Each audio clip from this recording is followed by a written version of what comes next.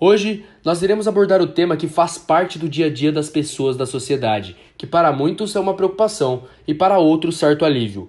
O assunto de hoje é cargos e salários.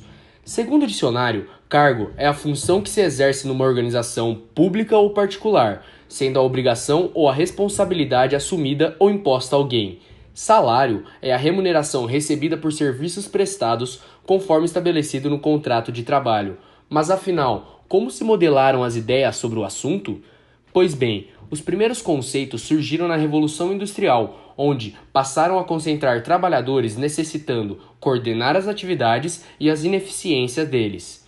Com isso, surgiu o movimento da administração científica, que tem como criador e participante destacado o Taylor. Ele visou os conceitos de produtividade, divisão do trabalho, especialização e treinamento dos trabalhadores. E por fim, a remuneração, que é o maior desejo do trabalhador, os altos salários, que asseguravam o máximo a prosperidade ao empregador e ao empregado ao mesmo tempo.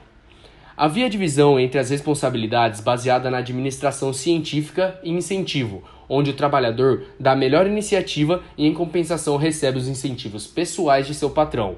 Como exemplo, a gerência deveria selecionar cientificamente o trabalhador para cada função, criando uma estrutura rígida e definida, com cargos especializados. O operário, conseguindo completar a tarefa no prazo determinado, recebe então um aumento em seu salário.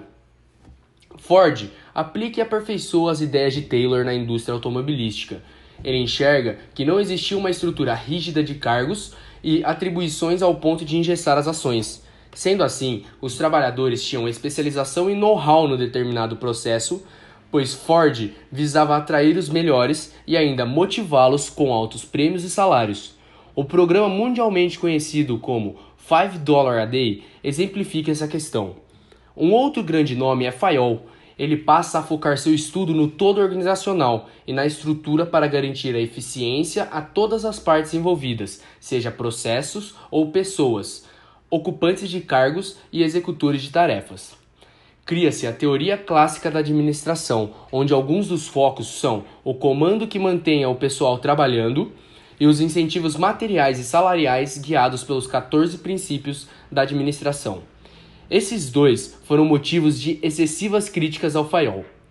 Com isso, os princípios da escola clássica foram moldados, de forma que cargos passaram a ter estruturas rígidas e definidas, contemplando regras e limites de crescimento das pessoas na organização, sendo que são cargos especializados e individualizados, tendo bem definidas as autoridades e responsabilidades.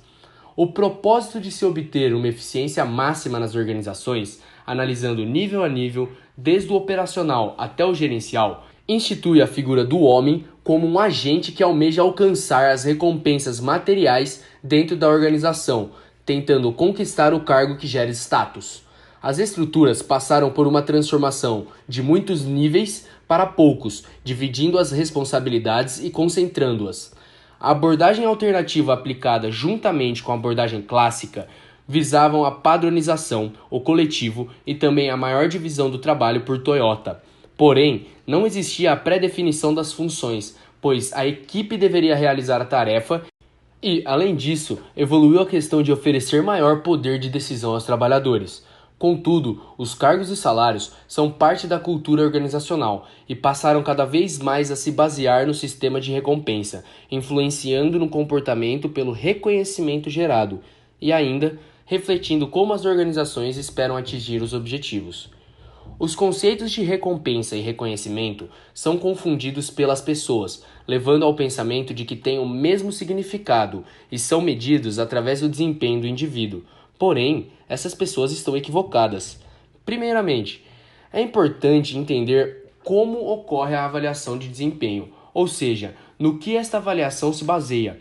A avaliação de desempenho se baseia em métricas claras e mensuráveis e indicadores adequados. Mas pense bem, quais são as métricas e como são caracterizadas?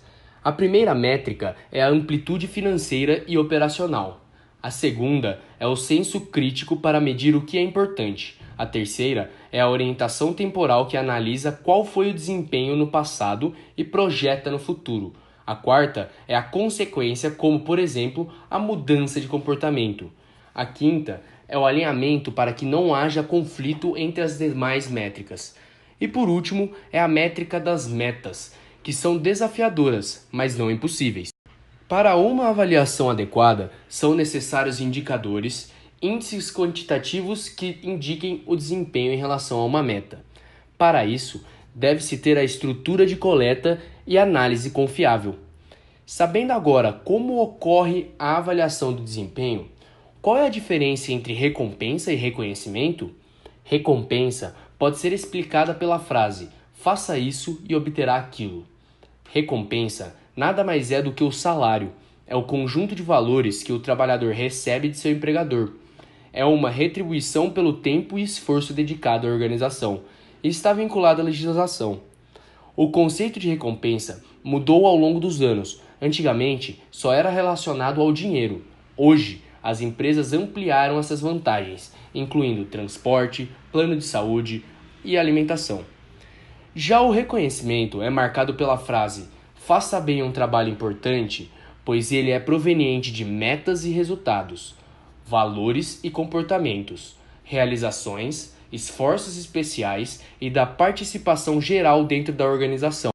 Ele pode variar de acordo com a cultura, com os níveis hierárquicos e econômicos da empresa. Comentamos de como surgiram os assuntos, quais os conceitos deles e seus significados. Mas enfim, qual é a expectativa para o futuro? As tendências atuais são cada vez maiores pela busca de uma estrutura de cargos mais flexíveis, com os funcionários tendo liberdade para criar e participar de projetos, podendo trabalhar em diferentes grupos. Em relação às recompensas, a proposta é avaliar o desempenho das pessoas com base no retorno que ela proporciona à organização e no conhecimento e capacidade que ela possui, fazendo com que a mesma busque sempre novas habilidades, evoluindo cada vez mais sua carreira. Outro ponto importante é o fato de o pagamento passar baseado no papel desempenhado pelo funcionário e não mais pelo título de seu cargo. Nesse novo modelo, as tendências são cada vez mais atrair talentos e explorar ao máximo o potencial das pessoas. Porém, é necessário tomar cuidado para não perder o foco e não ocorrer injustiças devido à dificuldade de mensurar o desempenho dos funcionários, pois muitas situações o desempenho de uma pessoa depende do desempenho de outras. Nós agradecemos a atenção de todos.